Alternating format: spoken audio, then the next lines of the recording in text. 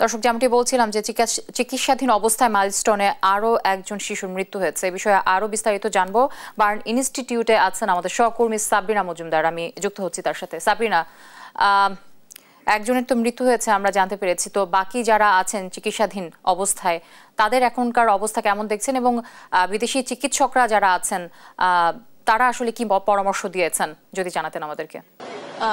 যুথি, একটি ছোট্ট শিশু আইমান 9টা 32 আসলে আজকে সকালে আসলে তার মৃত্যু হয়েছে, এবং ইতোমধ্যে একটু আগেই কিন্তু তাকে আসলে উত্তরাতে বাদ জুমা তার জানাজা হওয়ার কথা রয়েছে। তাকে এই জন্যই একটু আগে তাকে নিয়ে যাওয়া হয়েছে, এবং পরবর্তীতে যখন স্বাস্থ্য অধিদপ্তরের মহাপরিচালক এবং বার্ন ইনস্টিটিউটের যে ভারপ্রাপ্ত পরিচালক যিনি আছেন তিনি আসলে সাংবাদিকদের সাথে কথা বলতে আসে, এবং সেখানে আসলে আমরা জানতে পারি যে শিশু আইমানকে নিয়ে আসলে তাকে যাওয়া হবে, এবং প্রথমে উত্তরাতে তার জানাজা হবে এবং পরবর্তীতে শরীয়তপুরে তার জানাজা হবে। এই প্রসঙ্গ মতে তখন এখানে শিশু আইমানের অবস্থা যদি আমি একটু আপনাকে জানাতে চাই যে শিশু আইমানের কথা যখন আমরা জিজ্ঞেস করেছিলাম তখন আমাদেরকে সেখানের এই যে বার্ন ইনস্টিটিউটের ভারপ্রাপ্ত পরিচালক যিনি আছেন তিনি বলেছেন যে শিশু আইমান কিন্তু এই 4 দিন যাবৎ পুরোপুরি বলতে গেলে সুস্থ ছিল, অর্থাৎ কথা বলতে পারত। কিন্তু এই যখন একজন মানুষের শরীর দগ্ধ হয়ে যায়,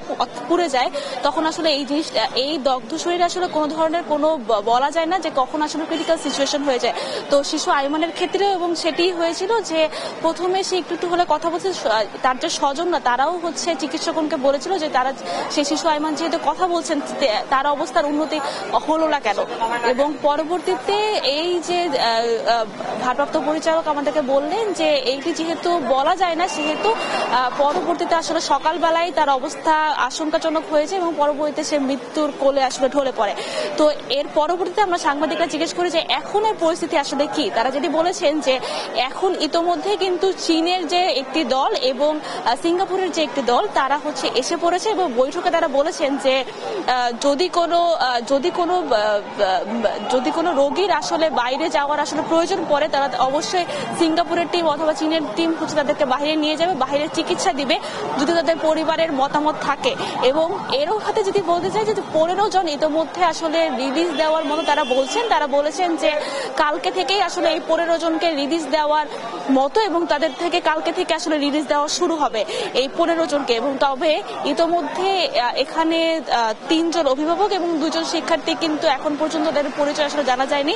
তো এখন পর্যন্ত এই ছিল সর্বশেষ খবর বার্ন ইনস্টিটিউট থেকে। যুথি।